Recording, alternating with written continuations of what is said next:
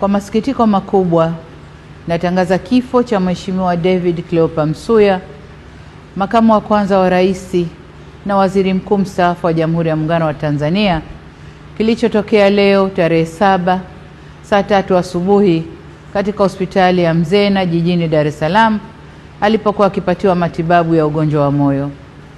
Hayati Cleopa David Msuya ameugua kwa muda mrefu na amekuwa akipatiwa matibabu ndani na nje ya nchi, ikiwemo katika hospitali ya moyo ya Jakaya Kikwete, hospitali ya Mzena na kule jijini London nchini Uingereza.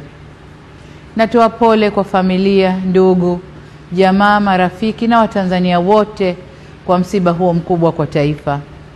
Aidha, ninatangaza siku 7 za maombolezo ambapo bendera zitapepea nusu mlingoti kuanzia tarehe 7 hadi tarehe 13 mwezi huu wa 5.